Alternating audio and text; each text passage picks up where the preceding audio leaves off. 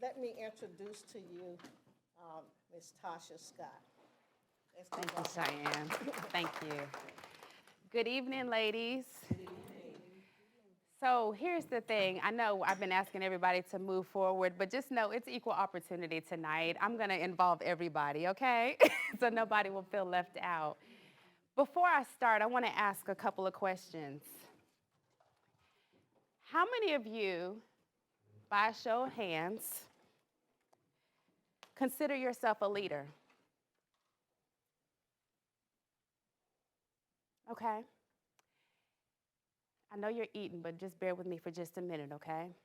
How many of you all have ever had anything negative said about you by somebody else? Stand up if that's been you. If you've ever had something negative said about you. I see your hand raised. For everybody that's standing, I want you to sit down if you've never said anything negative about yourself. Everybody's still standing. Okay, so let me ask you a question. Which one is worse? Somebody said both. What's worse, the box that somebody else puts you in or the box that you put yourself in? The box that you put yourself in. Okay, all right, I'm talking to the right group of people tonight. All right, y'all can have a seat. Now I look real silly standing inside this box, don't I? I do, I really do. No, just imagine for a minute I just stood up here the whole time in this box. Would you be able to focus on anything other than the box? No. You would be wondering, what in the world is she doing? But how many times do we go through life living in boxes? And it looks silly, me in here, but nobody sees the boxes that you live in, do they? No. So tonight I want to talk to you about reimagining leadership. So everybody in here said that you were a leader, right? So what does leadership mean to you? Yes, ma'am. To me personally, leadership meaning I can be a part of an organization and I can lead by example. Okay. And if you want to follow my example, I'm going to put God and Christ first, and you can accept it or leave it. Okay. But I'm not going to let you guide me in a direction that I know is not positive of God. Okay. Yes, ma'am. Leadership to me is planning your mission. Okay. Implementing your mission. Gotcha. And getting the best results. Love it. Love it.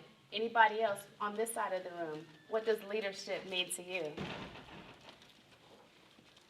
Well, there's so many things, but I'll try to just sum it up.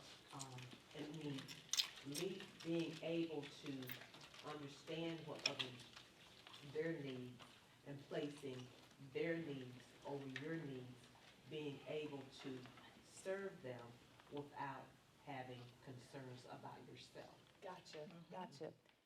Very good answers. Everybody in here, very good answers. Can I challenge your mindset even further that leadership is actually influence as well? You were going to say that too? Okay, so we're thinking alike. So leadership is influence. I'm still in the box. Anybody notice that? Anybody wonder when I'm going to get out the box? Somebody asked me, Tasha, get out of the box. Get out of the box. Get out of the box. Please. I don't want to. You don't want to? But I'm a leader. Okay. I'm a leader. Am I influencing you while I'm talking to you standing in this box? Am I convincing you that I'm a leader? No. Somebody said yes, somebody said no. Why did you say no? Because the focus is still on what you're doing and how you're presenting what you're doing versus what you're saying. Yeah. We all have our invisible boxes that we live in,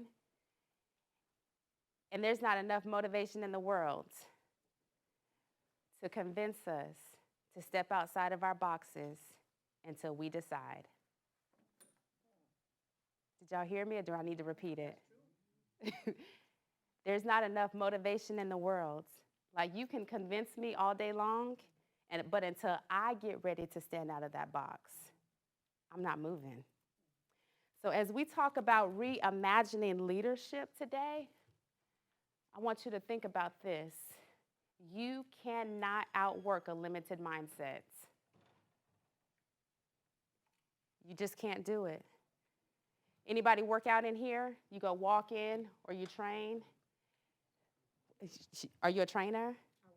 I work out. Okay. One of the things that my trainer always says is you cannot outwork a bad diet. And so you can hit the gym all day long. You can train. How many days a week do you work out?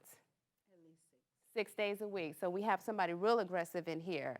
But can I pick on you for just a minute? As much. Okay, how many times a day? Anywhere from 2 to 3 times. Wow. In a day? Wow. Okay, so let me ask you this. With all the working out that you do, if you were to eat unhealthy consistently, would you be as effective in your workouts? Nope. Why? Because my eating habits, if I eat junk food and I work out, that's just a waste of my workout. But to be honest, you're not even maintaining your weight. Because you can sit there, I could say I weigh, let's say if I weigh 100 pounds. Yeah. But if I'm eating junk, if I'm constantly saying, well, I work out 2 or 3 times a day, Right. but I eat this, Yeah. I'm still going to at some point start to gain weight because I'm no longer maintaining because I'm not balancing myself. Sure. So then all your working out is in vain, right? Okay. Same thing with a limited mindset. You can show up as the leader. You can have the title of a leader. You can function in the role. But if you still have a limited mindset, all your work is in vain. But how many of y'all know it's possible to overcome that limited mindset? So today, what I want to talk to you about today is healing the believer within. Cheyenne asked me to come and speak about leadership, and we have to do this in 2 parts. We have to. Because until you can get over the limited mindset or believe what's possible for you, you can sign up for the committee. You can volunteer till your heart, you can volunteer, you can do all this stuff. But if you do not believe in who you are, if you don't see yourself beyond your circumstances, beyond the box, then all you are doing is just running in place. And you're not moving and you're not growing. And the true foundation for success, it's got to start with the personal. And I do include spiritual in that as well, but it's got to start with the inside. Who are you becoming on the inside?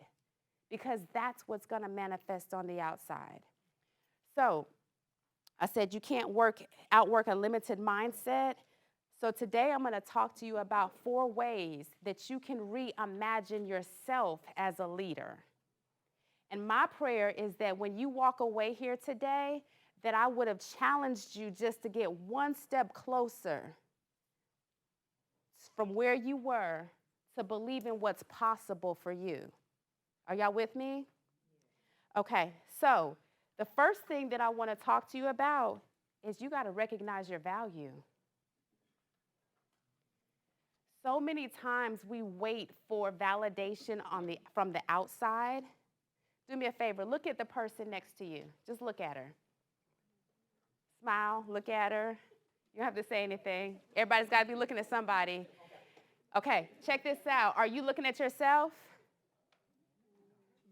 You're not looking in the mirror, are you? You're looking at somebody else. You know what? Everybody in here is different.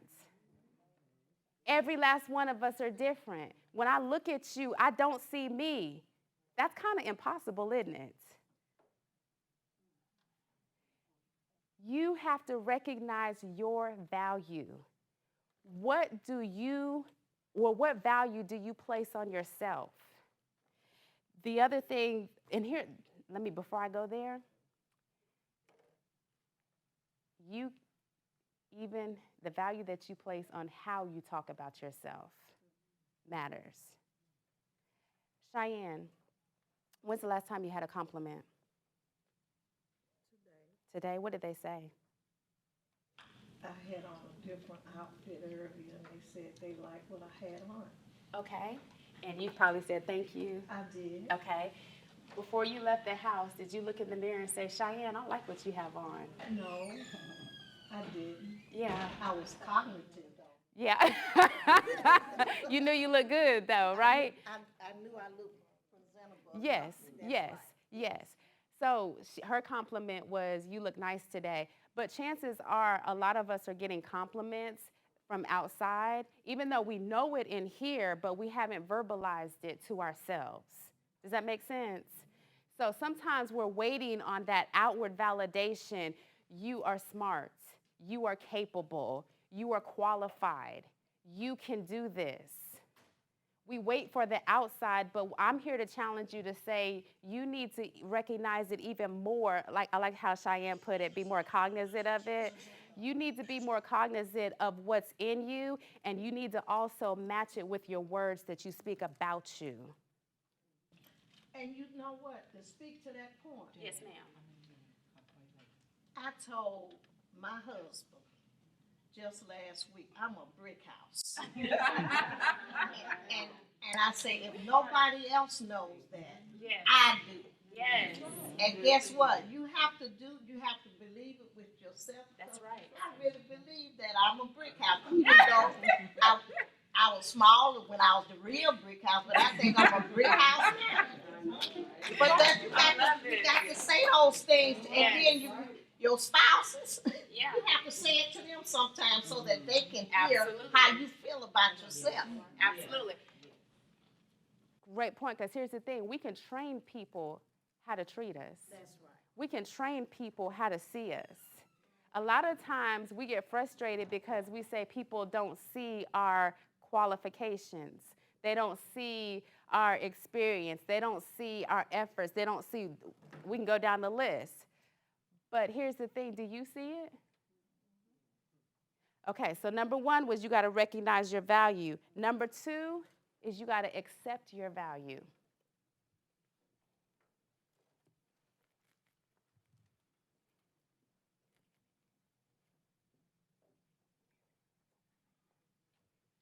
Here you go.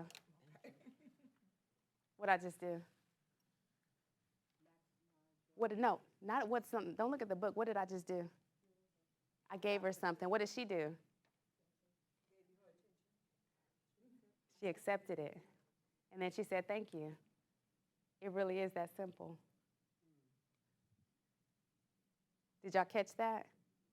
It really is that simple. First, I got to recognize it, and then I got to accept it. Do you accept your value as a leader? Do you know what walked in the room when you came in? What walked in the room when you came in tonight? Confidence, experience, Mm-hmm. kindness. Yeah, that's powerful. Shay, what walked in the room when you came in tonight? Love,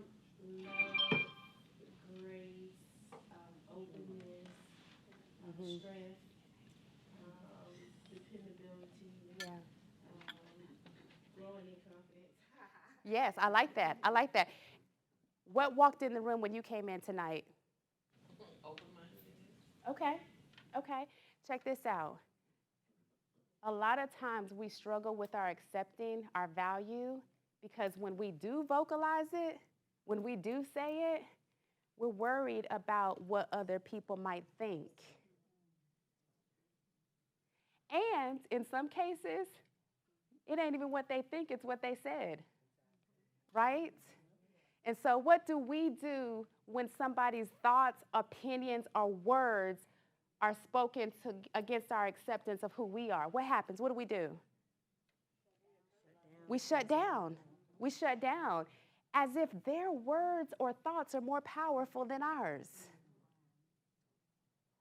But how many of us, I'll take one for the team, how many of us are guilty of that? All of us, yes. Yes. So whose job is it to accept our value?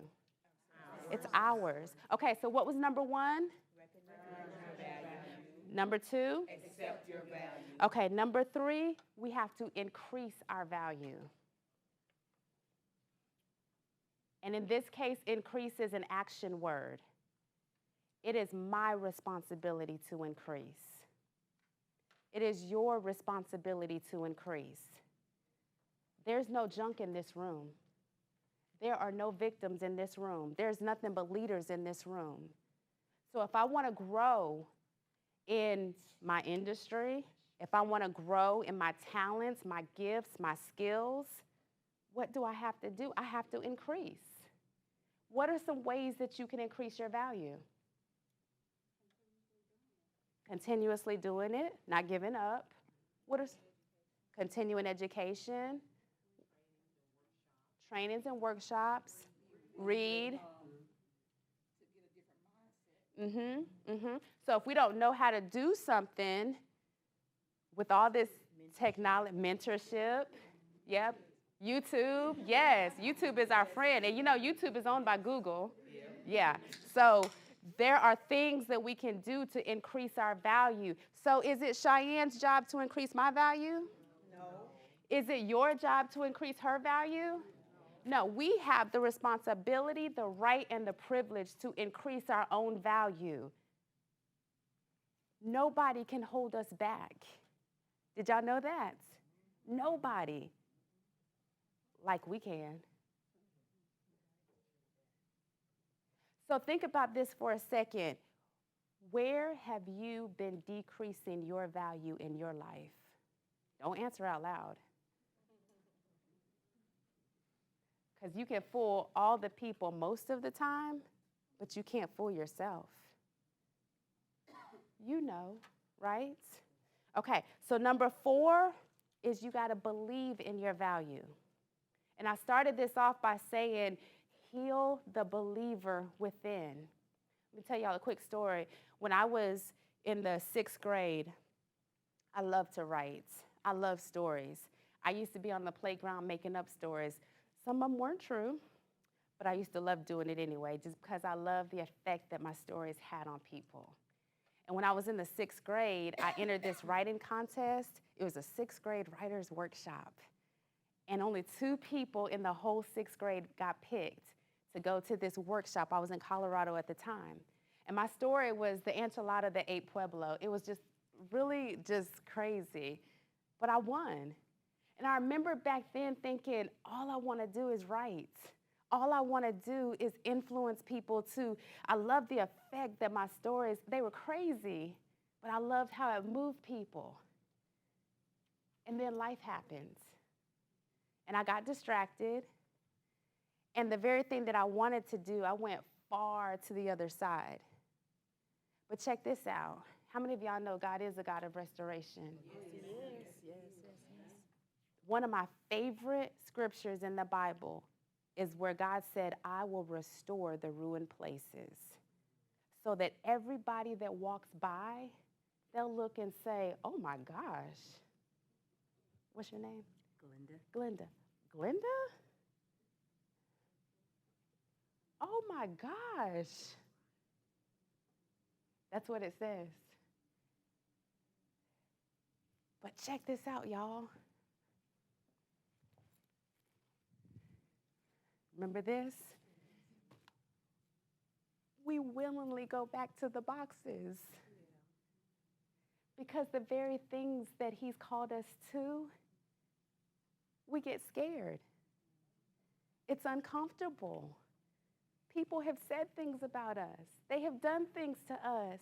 And so we go back to the box and we don't recognize our value.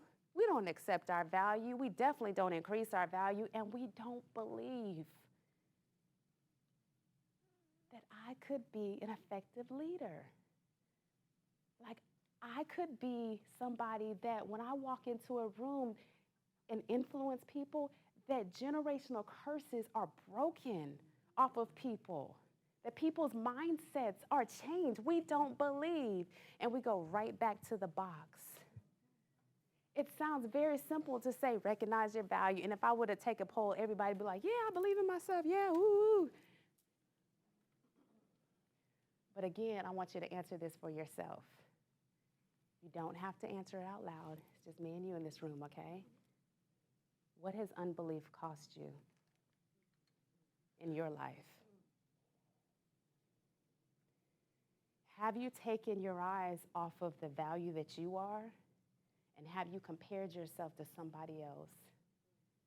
because you thought their value looked better. And check this out, it does on them. It does on them. You are rocking your hair, girl. You are rocking it. The earrings, the colors, everything. You look really good. And it looks good on you.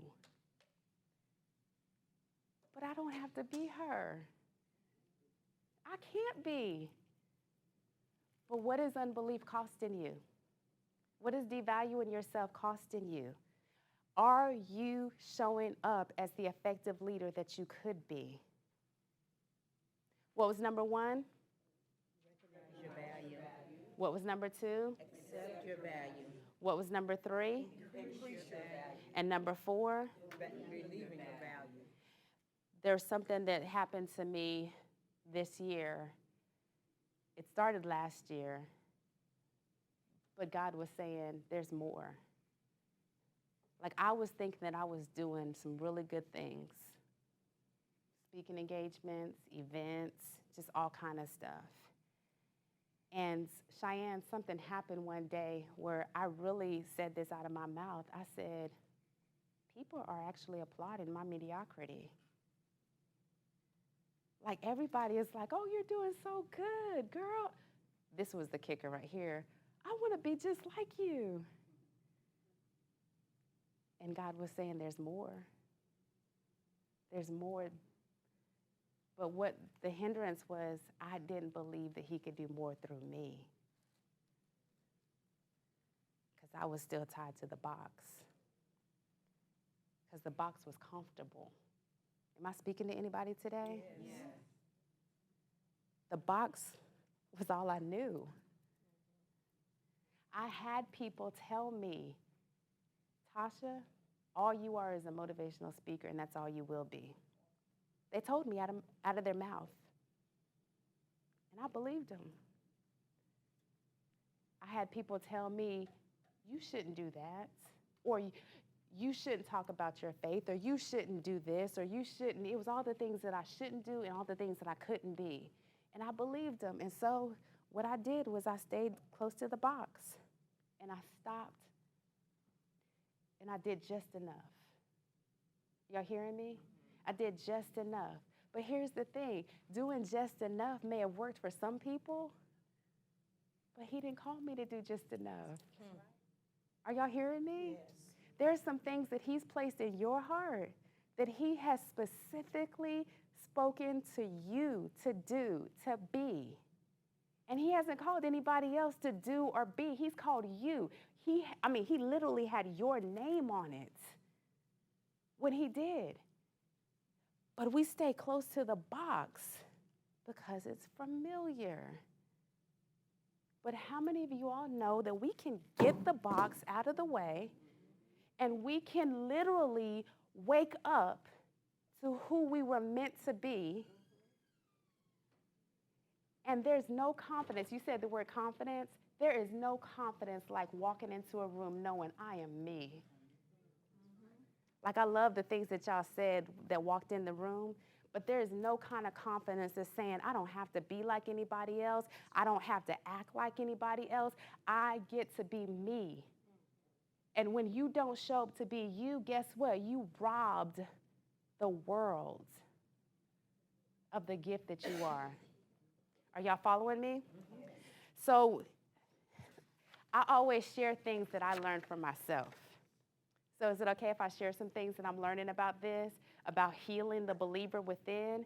The biggest challenge for me was believing of what was possible through me, in spite of the things that I've done in the past, in spite of the failures, because there's been some failures. There's been some mess ups. There's been times where I've made the wrong choice on purpose. I know y'all ain't never been there, but oh, I'm sorry. See, I just made it. So that was the hardest obstacle, was believing that he could do it through me. Believing that I was faithful, that I was committed, believing that I could exceed the box, right? So There's 5 words that came to me, and I want to share them with you, and then we're going to do an exercise.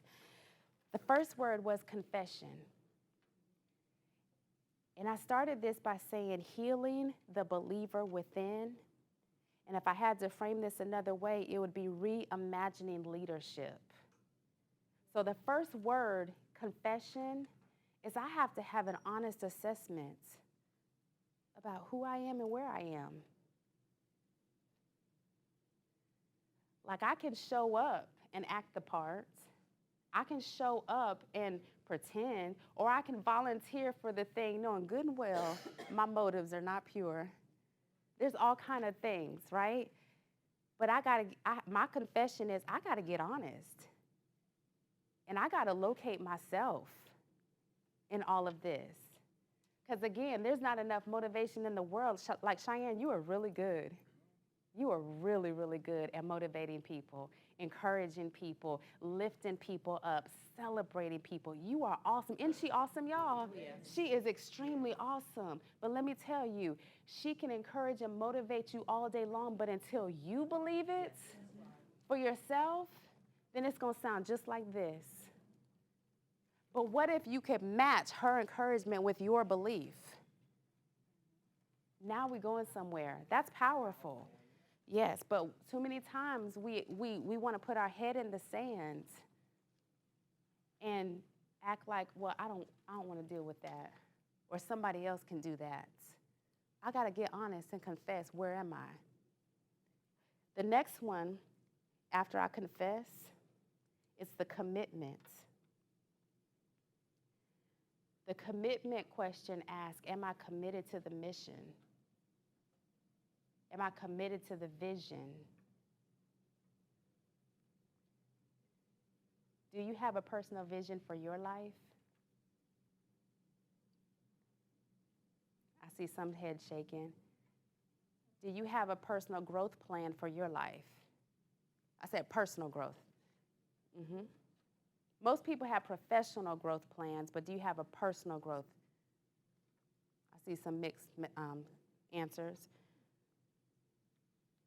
You can't commit to it if you don't write it. Did somebody catch that? You can't commit to it if you don't write it. So if you don't, I'm going to show you how if you don't.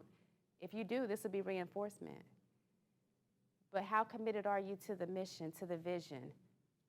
Because until you can commit to the vision of who you are and the mission of why you are, then you'll never be able to commit to another person's vision or mission. It'll be really hard. Don't you agree? It'll be really hard. As good as the WILL organization is, you don't have to say this out loud. I don't know. I don't want to know. But have there been commitment issues? Don't. I'm not looking at anybody. Have there been commitment issues? And a lot of it, you just have to go back and ask yourself, why am I struggling with committing to this? Oh, have I committed to me, to the vision and the purpose of my life? Does that make sense? Okay. The next thing is connection. When I say the word connection, what do you think? Okay? Most people would think I'm thinking that, but I'm not. You said God? That's the second most popular answer. Yeah. How connected are you to you? The first priority is God, yes. The third priority is others, yes. Well, actually, I would even put purpose above others. But secondly, well, how connected are you to you? Like, do you even know? Like, it's almost like pieces of a puzzle. Think about your life in a puzzle piece. Are pieces of you over here, over there, all over the place? You ever tried to put a puzzle together and you can't find that one piece? Mm-hmm. Yeah. How connected are you to you? Like, how well do you really know yourself? One of the things that I always tell my coaching clients is the best gift that you can give yourself is the gift of understanding. do you understand you? And when I say understand you, I mean, do you understand where you came from? A lot of times where you came from are indicators for why you act the way you act. Is there some healing that hasn't taken place?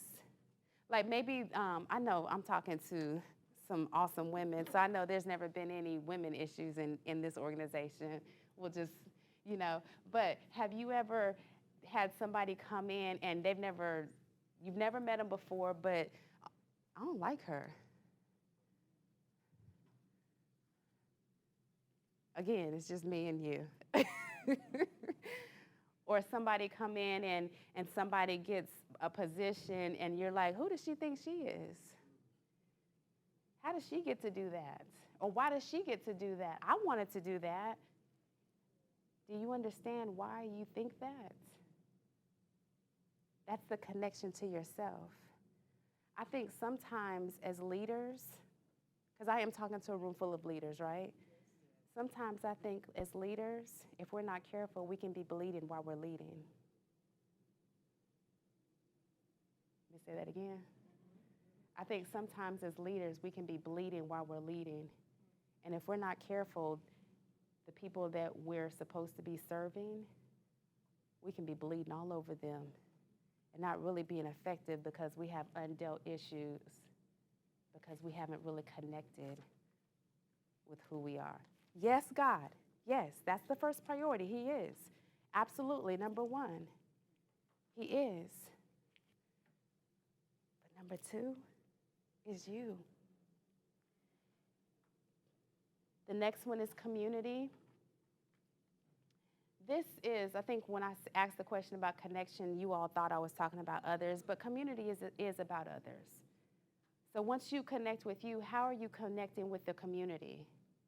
And the community could be the people that you're serving in this organization. It could be people that you're serving in other organizations. But are you really being effective as a leader? Because what did we say leadership is? What was the one word I used? Influence. John Maxwell says, if you call yourself a leader and no one is following, all you're doing is just taking a walk. Like in this community, are you being the answer that you are? Like I asked the question, what walked into the room? When you go into your wherever, your space in this world, does that still show up? When you're a part of this organization, are you fully present? Or are we all dependent on Miss Cheyenne to carry everything? Community is more than one person, right, Cheyenne? It's more than one person. It's us locking arms with each other and making a difference. But notice I said the connection comes before the community. Because if you're not careful, if you haven't connected properly to yourself, you could be out here and your motives be all wrong. And it could be self-serving. You could really do injustice. Okay, the next one is consistency. So I said confession, commitment, connection, community, and consistency. Consistency is about keeping going. Are you consistently faithful? Are you consistent in your integrity? Are you consistent when you volunteer for something to show up and follow through? Are you consistent? Are you dependable? If you call yourself a leader and you're a person of influence, can we count on you? And when I say that, I'm representing everybody that you serve. Consistency. Okay, before I transition, I want to take a temperature check in the room. Is anybody getting anything out of what I'm sharing tonight? Is anybody feeling challenged in any of the areas? Does anybody want to share? Which one? Yes, ma'am. Consistency. I feel like if I don't have my word, I don't have nothing. So Okay. that's what I pride myself. I love it. I love it. And that's character building. You know, character is who you are when nobody's looking. you know? And so when you put it out there, that means I'm going to follow through, right? Awesome. Anybody else want to share?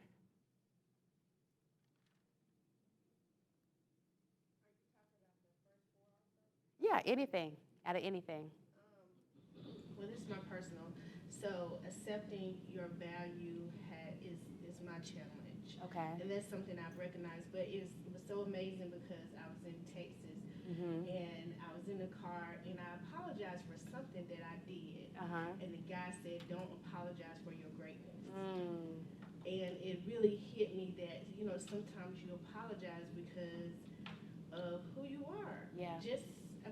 Why are we apologizing for, being funny when we want to be funny, or, speaking when you want to speak? We can no longer apologize for just being who you are. So I think accepting the value, accepting our value, absolutely, is one of the challenges that we have, especially as women. We're so giving and we're so, we come second, the kids, the husband, everybody else comes second. So just accepting that you are really great. And being able to walk in the room and say, "Hey, greatness is here." Yeah, and being okay with standing out. Yeah, that, has anybody ever had somebody speak their opinion over you in a negative way? It didn't kill you, did it? You're still here, aren't you? So guess what? It might happen again. It might happen again. So when you understand, like Shay just said, when you understand that, you'll show up a little different. You'll show up to the assignment. You'll show up, whether it's volunteering, whether it's a role, whatever it is, you'll show up just a little different when you understand that people's opinions can't kill me. I'm not here for the likes because I understand that I might not be for everybody. And guess what? That's okay. But whatever it is that he did call me to, I'm going to show up all the way. Stand your ground. I love that. Yes. So one more person this side of the room. What is one thing that was an aha for you? One of mine was recognizing my value. Okay. Because a lot of times I will have people to say to me the things about me that I really don't realize. Like, for example, do you realize really what you add to the or your gifts, your talents, or certain things that you do? Right. And there are other things there that you haven't even tapped into. So that's something that I'm still working on. That's good. And let me just add, when you recognize your value, you do not have to compare your value. You don't. Yes, ma'am, you were going to say something. Yeah, I guess when you said, when we were talking about confession, when you said, you have to get honest with yourself, I don't think I've ever really gotten honest with myself about I guess it goes to the second point of commitment. Like, how do I see myself? Like you said, you always kind of picture yourself what you're going to do professionally. Sure. But personally, I don't think I've ever just sat down and just said, Keisha, what do you want? Yeah. That, you know what I mean? I know exactly what you mean. That's a question that I'm constantly asking my coaching clients. As a coach, I don't ever tell people what to do. People be like, "What do you think?" It doesn't matter. What do you think? What do you want? And I think that we've got to start being comfortable asking ourselves the questions, what do you want?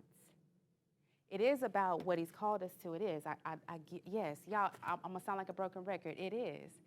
But do you know that he'll speak his desires through us? And sometimes we just got to be bold enough to speak it out loud. Because when you speak those desires that he's planted in you, what you're doing is you're saying yes, right? And so why do you think that you have a hard time saying what you want? Oh, you asking? Yes, ma'am. Oh, I don't know. I think life happens. And it seems like sometimes you just feel like you're kind of like floating through life to a certain extent. It's some things that I know that I love doing. I love, of course, being married. I love being a mother. I love being a part of a women's organization. I love my Mary Kay business. But then there's some things that I feel like, and I guess I should just point to my Mary Kay business as an example. I can say that I love it, but have I really just fallen in love with it? You know what I mean? I got you. I enjoy pampering other women. I love to serve them in that capacity. Yeah. But as far as like the growth of the ladder, that hasn't been like a strong desire of mine. Sure. You know what I mean? And that's kind of like what's expected to a certain extent when you have your business to continue to grow and to move forward. But then you do have that small group of people who tend to just stay back and just be a part of the sales force. Yeah. And that's me. Yeah. I mean, because I can say that's what I like doing. Yeah. But I don't know. I guess like I've been saying, I just need to sit down and focus and just say, hey, Keisha, what are your true desires? Because sometimes you do want to please people. Right. And that'll play a part in some of the decisions that you make. Absolutely. You want to be liked. Yeah. That makes a difference too. So You're making a whole lot of sense. Yeah. Can I just tell you? You're making a whole lot of sense. How many of y'all relate to what she just said? Yeah, you see all the hands? You make total sense. Thank you for being bold enough to share that. I think a lot of the reasons why we can't pinpoint what we want is because of the outside variables. And some of us have had people telling us what we should want for so long that we're afraid to ask the question. And so then I'm gonna use Ms. Cheyenne as an example. There could be a need in an organization, and just because you think, well, I wanna please her or I wanna do this, but here's the thing, are you really called to that? You got what I'm saying? I'm not saying don't help, but wouldn't it be better to show up in your area of strength? Right? And have the right motive for why you're doing it versus just trying to people please, like you say, or to keep people off you, you know? So since you brought that up, I'm gonna take y'all through an exercise because that is a valid question that people always ask is, how do I know what I want? How do I know what my purpose is? I'm gonna actually walk y'all through, let's take one and pass it down. Has the thought-provoking questions for my purpose. And it's gonna be the third page in.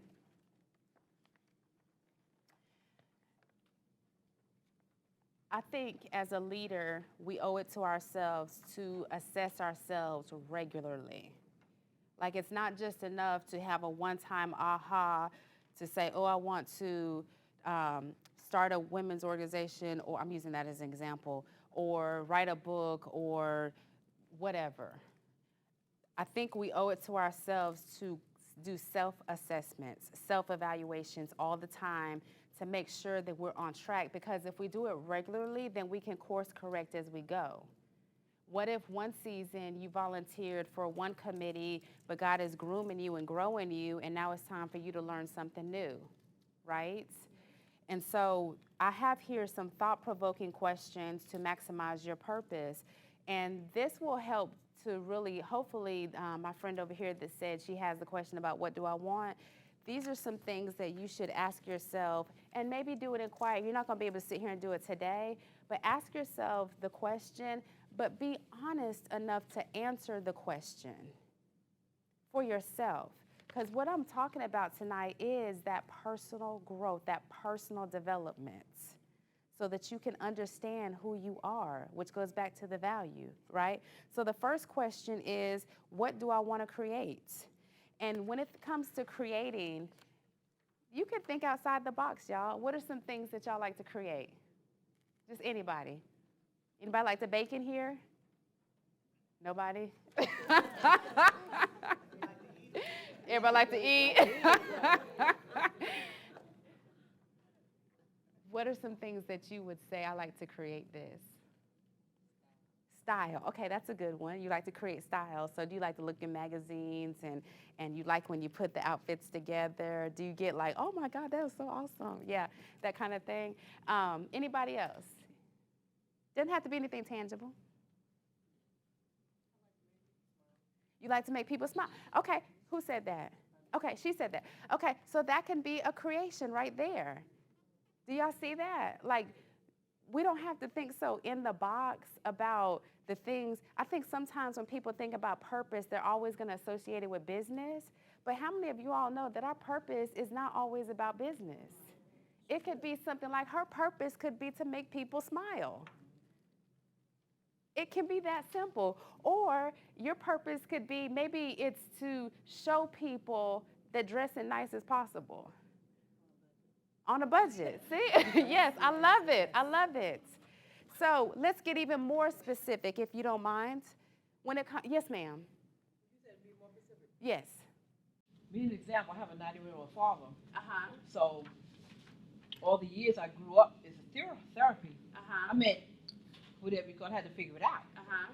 I got to a point. I told him and Mom. I said, "Look, I'm tired of trying to figure it out. Just tell me point blank." Mm-hmm. So they did tell me.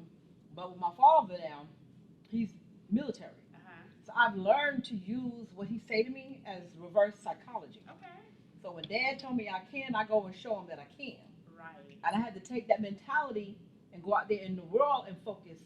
And focus on what you can do is you can do. Okay, well, I said, okay, watch me. I love that. And then God just show up and I just show forth. I love it. So if I could interpret that, I would say that you create possibilities or the desire for to see the possibilities. That's huge.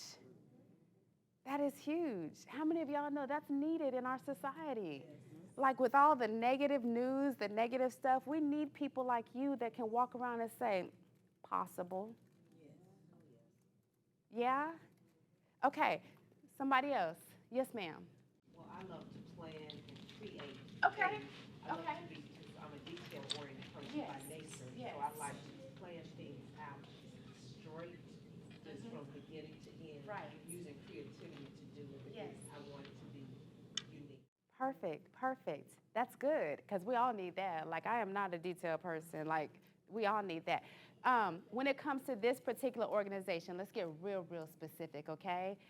What is it that when you think about your purpose and your uniqueness and how different you are, what is it that you have to contribute to this organization? Any bold people want to share? To give myself. To give yourself? To give. Okay, how?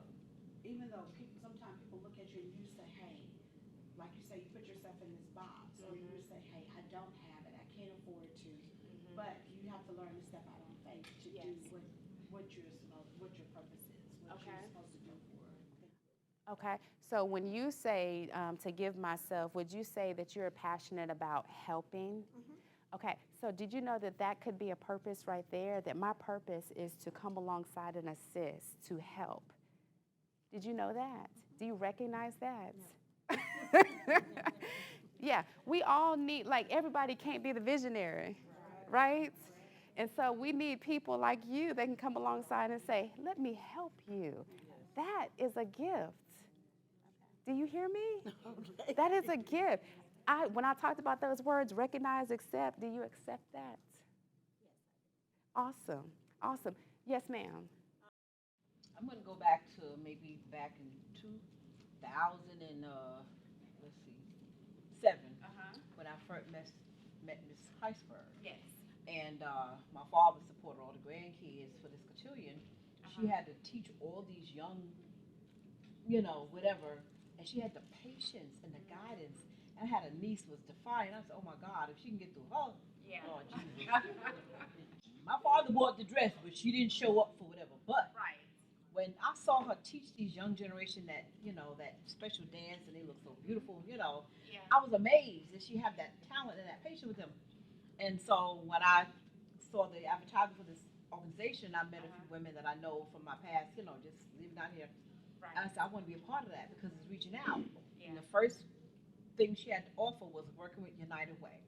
And that's giving back to the community. I love children. I only got one. But I love to be a mentor, just to show them and give testimony that you are somebody. Love it. And I tell them every day, I'm a substitute teacher still, I'm retired, but anyway. And I said, if nobody tell you anything, God loves you, so do I. And I said, live today as if it's your last day, because God don't promise you tomorrow. He said, they look at me like, huh? And they called me to preach. I said, I don't know how to preach. I'm a teacher of what you need when you get to my level. I love it. And that's necessary too. So then the thing is, do you believe that you can be the best teacher ever for the need? You got what I'm saying? So anything that you name, you just got to recognize it and accept it, commit to it, and believe in it. Are y'all following me? Okay, so the next thing is when you think about purpose, what really excites me? I do not like numbers. Do you? Okay, so I would need you to be my friend because I do not like numbers. I can't stand them. I like making money, but I don't like the numbers of figuring it out. Like my friend right here, yeah. So some people are really passionate about that. They get excited about it. I'm like, ugh. What really excites you? Because whatever that is, chances are that is your purpose. That is you, the real you waking up. So you mentioned about helping people. You probably get really excited when somebody has a need and you can come alongside and help them. It makes you feel like I was made for this. Like I could do this all day, every day. Okay, let's get specific again. When it comes to this organization, what excites you? Are you doing it? Are you showing up for it? Or, let me get messy, are you comparing yourself to somebody else because it looks better what they're doing, meanwhile, while you're ignoring what you're supposed to be doing? Again, don't look, it's just me and you, okay? What do I feel called to do? Chances are you have desires already. You have desires in you, right? I see you shaking your head, Anisha. You have desires. Remember I said when I was in the 6th grade, I was on the playground and I used to write and I would tell stories? That was a desire that was in me, even from a little girl. I remember even lining my teddy bears up. I'm telling on myself. I would line my teddy bears up when I was younger, and I would speak to my teddy bears. I was excited to speak to my teddy bears. But I didn't know that years later I would actually be speaking. Years later that I actually would have books, that I would be impacting people. You got what I'm saying? What excites you? What do you feel called to do? What do you have a desire for? And whatever that is, are you holding back? Or do you see and recognize the value that you actually possess? And the best thing that you can do is when you understand yourself, believe in yourself, and you know what your purpose is, the next thing, I talked about that community, you want to show up in places where you can give your gift and connect with visionaries like Miss Cheyenne or other places. Are y'all following me? Okay. The next thing is going to the next page. What do I need to focus on intentionally? Who do I feel called to serve? Like I love, my friend back here said mentoring. So is it young people, the youth? Young, I've done it all. Yeah. Young, the old, home health care, substitute teacher, banking. And chances are in the function, you function as the teacher, the mentor. The audience may be different, but the function is still the same. Is that right? Are y'all following that? You're agreeing with me? Do you have an example that you want to share? I kind of relate to everything that she's saying. Yeah. I'm an encourager. Okay. So I see the gift, and I have a gift of faith, and I believe Yeah. that you can do it. Yeah. Whatever God, I can recognize that. Sure. That's my gift. So I encourage you to go forth in that. Yeah. Because I've seen examples of people that just walked out in their calling, and Yeah. God has so much greatness. Sure. behind that. That's awesome. And see, that's necessary too. So especially in an organization full of women, can I just be honest? Mm-hmm. That's necessary. And so you may see somebody that is doing something and they are really good at it, but did you know they need encouragement? Cheyenne, you ever needed encouragement? All the time. Yeah. Yeah. And so if that's a gift, are you utilizing it to its fullest capacity? Yeah. That's all I'm saying, y'all. Okay. I'm going to skip that down to if you'll flip the page where it talks about my growth focus. Okay. So everything that I talked about today was geared towards you. This is part 1.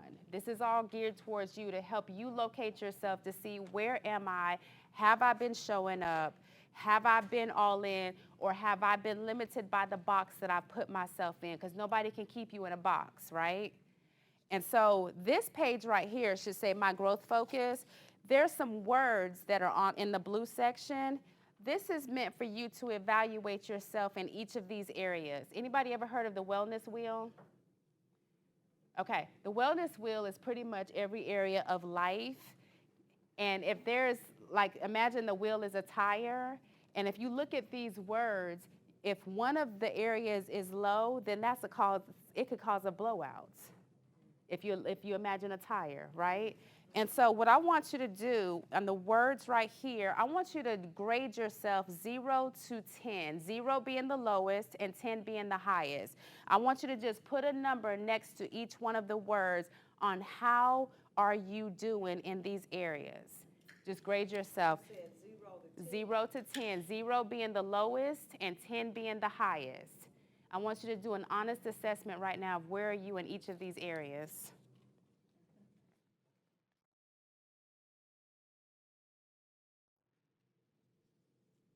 I'll give y'all a few more minutes.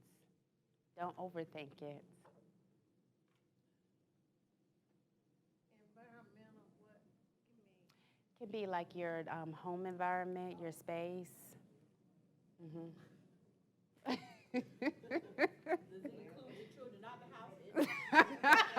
I'm gonna let you decide that. That's a whole nother workshop. That's on this end. Yeah. These are all personal, we kind of discuss these out. Does it matter? Okay. Just asking. Are we doing good on time, Cheyenne? Okay. All right. Everybody finished? Okay. It's just us, right? How many of you all had a 10 in anything? Okay, awesome. Awesome. How many of you all had on the lower end any zeros? Okay. Out of fairness, you had 1 0? Okay. One. Okay, you had ones. Okay. So this is equal opportunity, right? And so, okay, so 10s, the ones who had 10s, what did you have a 10 in? Yes, ma'am. I had a 10 in intellectual. Okay. I had a 10 in social. Okay. And I had a 10 in creative. Okay. Awesome. And yes, ma'am, you had 10? I'll start from left to right. Okay. I had a 10 in emotional, intellectual, spiritual, environmental, social, career, business, and relationship. Awesome. Now I put a 10 relationship for number 4. He put a ring on it. Ah. So I'm a 10 in that level. Okay, awesome. And here's the thing. We had some 10s in the room, which means that we can all learn from the 10s, right? And so if somebody has a 10 in something, that's cause for celebration. You know why? Because if she got a 10 in that area, that means that I can celebrate with her, but I can also learn from her, right? Okay, so let's go to the other side of the scale. We had some zeros. And there's no judgment and no shame. We're just being honest, right? Okay, so zeros. Physical? Okay. Okay. Was that both? Okay. Well, I had physical creativity. I was never consider myself creative, so financial for the -0. Okay. I so appreciate your honesty. I really do. So chances are, Cheyenne, you're not going to ask her to work on any budgets or books or anything, right? Right? Okay. And we're laughing about it, but that's real talk, right? So if we know where we're good at, we know that's not the area. If we know what we're good at, those are the areas that we're probably going to show up and shine the most. I always say maximize your strengths and outsource your weaknesses, okay? What I'm weak in, I'm not going to be mad at you because you're strong. I'm just going to be like, can you help me? Or can you do it for me? Right? Okay, we had some ones. Who had some ones? Yes, ma'am. Physical. That physical is getting everybody. Okay. Okay. For my physical people that were below the scale, one of the things that I heard somebody say this past weekend, they said, if your body could talk, what would it say to you?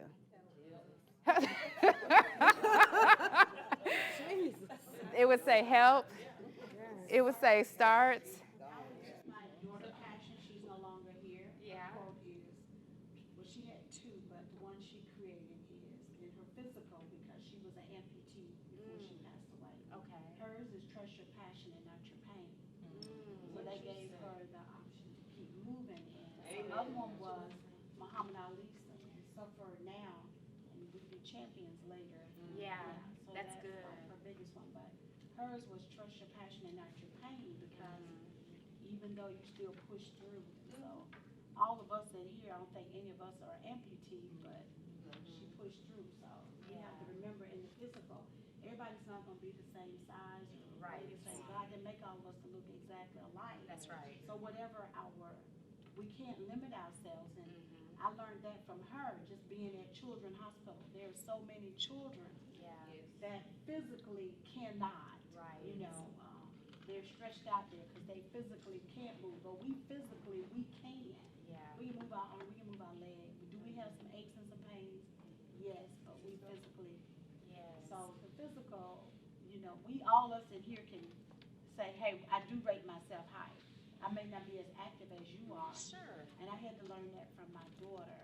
That's you good. know, being 11 and you get a total knee replacement at 11, and then at 20, at 18, 19, 20, somebody telling you have to get a total knee, you have to amputate your leg. And she never let it stop her. She went on to run her races and kept moving and graduate, college with 3.85. Right. Darlene, Cheyenne, She played softball. She still played basketball. So when we use physical, That's good. you got to think about it. So I always use hers. Trust your passion, not your pain. That's good. That's really good. Thank you for sharing that. Because she's so right. When you think about it, how many leaders are in the room? All of us are leaders, right? And we said leadership is influence, right? And so I love what you said. It's not about trying to adopt what somebody else is doing. It's about taking care of yourself so that you can show up and be not perfect. Because if we try to be perfect, we're setting ourselves up for failure. So it's not about perfection. It's about being whole. And this is an inside-out job, right? And so physical, and I'm picking on this one because we were talking about it, but it might, like I asked the question, what would your body be saying? Your body could be saying, why are you numbing me? Or why are you neglecting me? Or why are you not paying attention to me? You got what I'm saying? And that answer is going to look different for every single person. Maybe you're not a 5 a.m. boot camper like I am. It doesn't matter. Maybe it's just whatever is going to work for you. And only you can answer that. But if we're going to show up as the influencers, as the leaders, we just got to be mindful, is all I'm saying. Okay, what are some other areas outside of physical? Anybody had any ones or twos in? Yes, ma'am. Mine was social because I really Okay. don't go anywhere. Okay. I come to meetings, I go to church, I go to work, and that's what people know me for, going to work and going to church, and that's it. Other than that, I'm in, as I call my bedroom apartment. Right. Yeah. Yeah. That's what I call, that's how I've always looked at it. I don't have many friends. Yeah. That I can actually I'll put it this way, I'm a home person. Okay. And I think it's almost by choice because I was a caregiver for so long. Sure. And now that I'm not that caregiver, it's like, okay, so what do you do? And so for me, it's always like, well, go back in apartment B, watch Hallmark, and that's what you do. Yeah. Can I ask you a question? Yes. What do you want to do? I actually like to go and hear music. Okay. I like to go to the movies. I may fall asleep, but I like to go. I like to travel. Okay. I honestly like, For me, the beach. Yeah. Would be it. Okay. Something like that. So is there anything stopping you from traveling, going to the beach, going to the movies, going to Getting music? motivated to get there. Okay. So when you say the word motivation, what motivation are you looking for? I guess I've done things by myself for so long. Sometimes I just want somebody to go out with. Okay. Okay. Remember the box? Okay, so Yeah. she said, yeah. Okay, so imagine you're in the box. Apartment B is the box, and nothing wrong with being a homebody at all, is it? Absolutely, there is nothing wrong with it, girl. I love a good Netflix and sitting in my bed or a good book. I love it. That's why I asked you, what do you want? If you wanted to get out, then you get to choose how far you step out of the box. You got what I'm saying? Yes. And so the cool thing is you're part of an organization full of women. And I know that there's been some activities, because I went to one of them, the riverboat with the music. I don't know if you were in the organization at the time. She was. Okay. So, girl, why weren't you there? Yeah, it was at social, you have to sign up. Yeah. Oh. Oh, she Yeah, wasn't in there. I wasn't- Okay. Oh, okay. Okay. Yeah. Okay. So, Yeah. when they have socials, when they have socials, especially the things that you said, music, movies, things like that. So what you have to do is you got to step outside the box. Now, what I heard you say is, I don't have the motivation. And so the reason why I asked you that question is, are you looking for the motivation to come outside? I think after a day's work, it's just like, Mm-hmm. you know, Yeah, it's like once you get in the driveway, you get home and you sit down. I get it. That's it. I get it. So again, I go back to, what do you want? I really want to get out the house. Okay, so then you got to make a decision. To And get I'm out not, the house. listen, I'm not saying every day when you come home from work, you got to get on your clothes and go somewhere. I'm not saying that. I ain't trying to do that. No, and that would be crazy.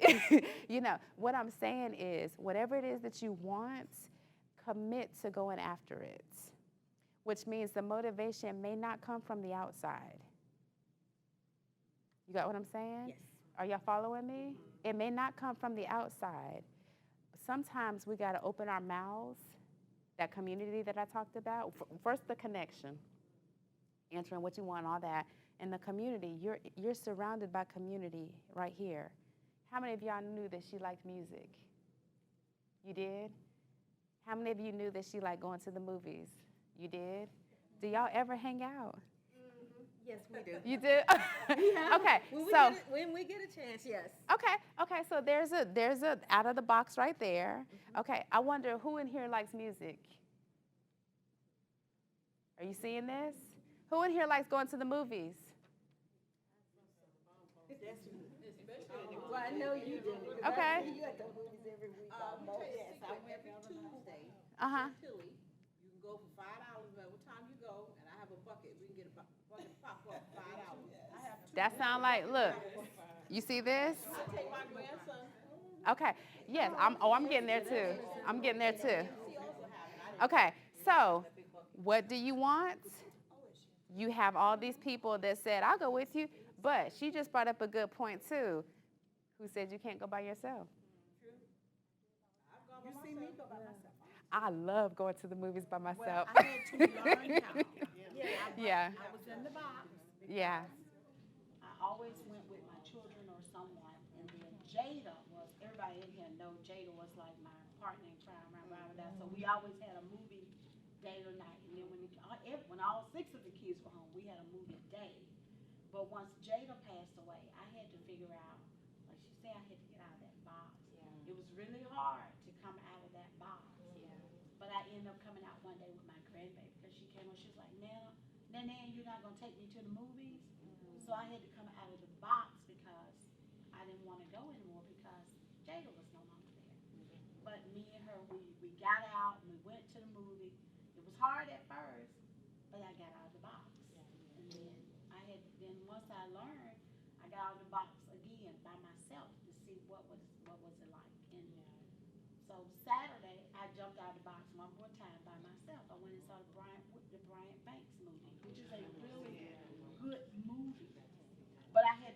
like she said, I had to get out of that box. Yeah, I saw her hand and then you. I sing on the choir since I was a child until this day. And the songs you minister to yourself. The one song like you have to encourage yourself. And we all go through things in life with use of love, and I lost my husband. I tell folks to this day, between me and God, I was a faithful widow for 16 years, August the 16th, no, 19th of this year. And I felt kind of lost when I lost him because I thought I would never do it again. But I focused on those who were around me to encourage myself to get out of that mold. Because also, grandmother, I was depressed, and my husband, he said, if you ain't gonna do nothing, something he said, then you might as well go join. No, he said, if you ain't in the land of the living, you might, he would make me laugh, you might as well go and join the land of the dead or something. So I had to get out of that because he saw me going down. But I put that smile on my face for my daughter because I was her great grandmother and she lost her world, you know. But anyway, I had to encourage myself. I had to get out of that box. I used to be afraid to do this and that and talk and speak up. But honey, once I got in church and I just saw that ability in me as a child, like you said, when you did things and all the positions I've had, and God said, Lord, I never do that, but God placed me where He wanted me to be that light and beacon, and teach myself to know that you are here for a purpose, not for self, but I get myself satisfaction out of mentoring somebody or helping somebody or teaching them the right way to go if they're lost. And my father's, yo, trying to take over, da, da, da. These jobs, they think you want. I said, no, Dad, I'm not going to do it. I got the education. I don't want your job. I got my job, but I'm learning how to do your job. So when you're not here, it can be done. So you really solidified my last point about believing in yourself. And I think that was a good summation of it, that at the end of the day, what do you want and what do you believe about yourself? Why is this important we're talking about being a leader? It's important because when you can connect those dots for yourself, you show up stronger. You show up more effective in the organizations and the roles that you're assigned to. You were going to say something? Yes, I was going to speak on doing things alone. Normally, I'm a person, I get invited to a lot of things, but there have been times when nobody else may decide to go to something and I want to do it. I'm the type of person, I will go ahead to the play, to the movies, and this was a big one. A few years ago, I wanted to go to the Stella Awards.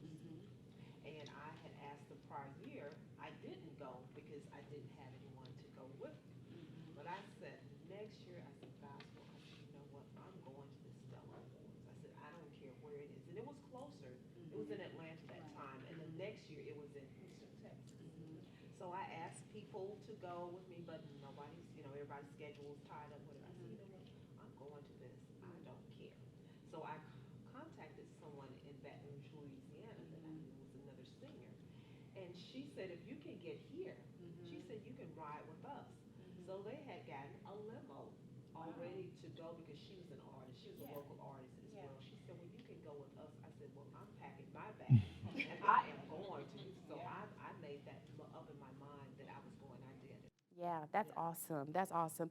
So you all get the gist of the growth focus. I'm actually going to give you some homework. Nobody knew you were coming for homework tonight, did you? I'm going to give you some homework, and I want you to, when you get home, and I want you to do this within the next 24 hours, okay? I say 24 because I know some people need to go home and go to bed, so I get it. But I want you to look at the scores that were lower for you. And I want you to ask yourselves the questions, or, we went through, do you recognize your value? Do you accept your value?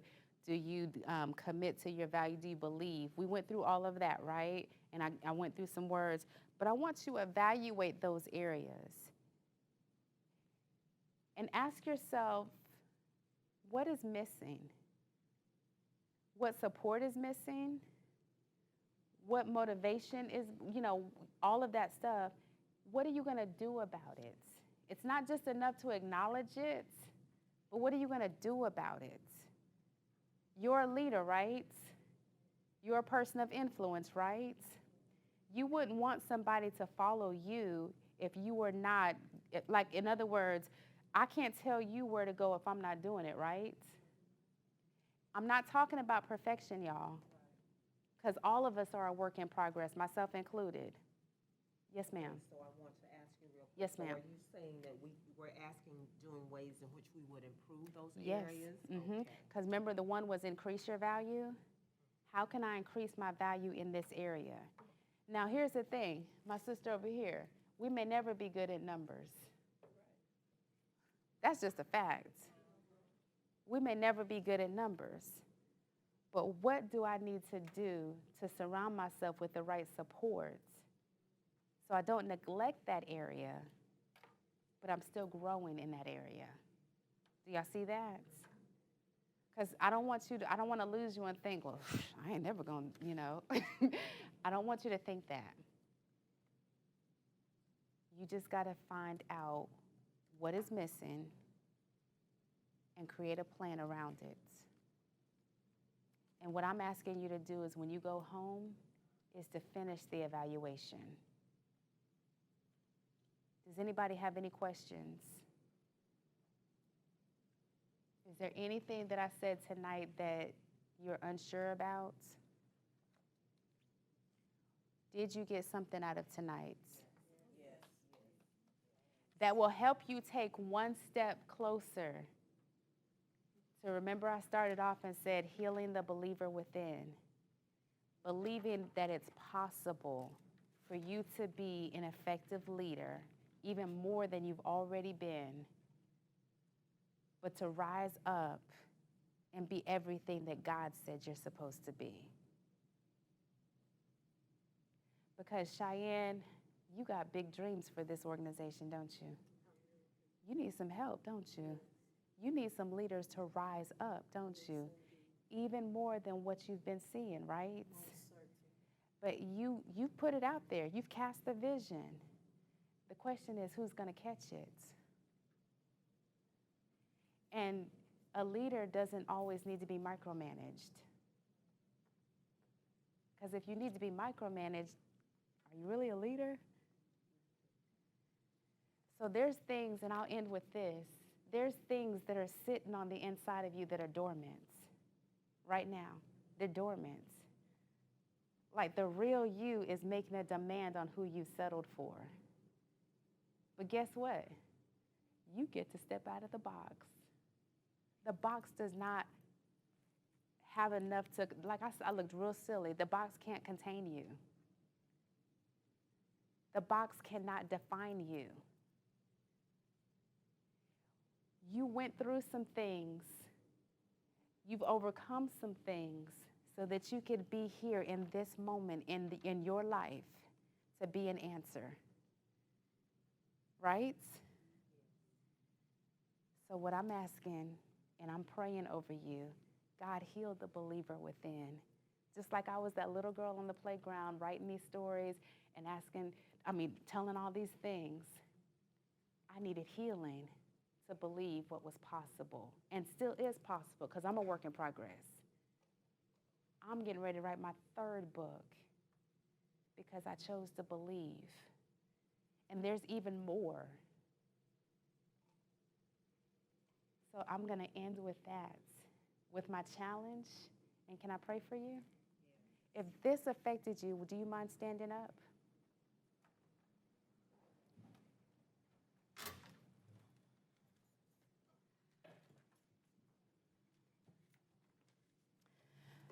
Father God, right now we surrender. We surrender our identities. We surrender our purpose.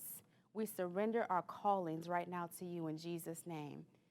And God, we stand here tonight and we ask you, knowing that you are a healer, that you would go to the insides of us, God, and those areas that we have neglected, those areas that are dormant, we ask you, God, to wake them up in us, God.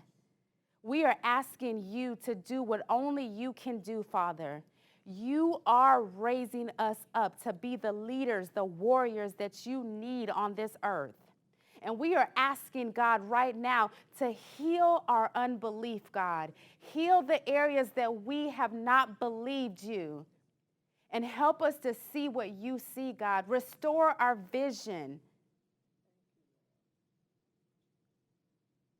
And I pray healing, God, over those areas that have been abandoned, those areas that people have spoken their negativity over. And I thank you, Father, that you can take it and you can restore it and make it whole and make it useful for the purpose that you designed it for. In the name of Jesus. And I just thank you, Father, that you are no respecter of a person in here, God. You are not. And we just thank you. I just want you to open your hands and just say, God, thank you for healing me. Thank you for restoring me. Thank you for believing in me. I accept the call, God. I am a leader. I will be the leader that you need me to be. And I receive from you, God. In Jesus' name. Amen. Thank you, ladies. Thank you, Cheyenne. I love you.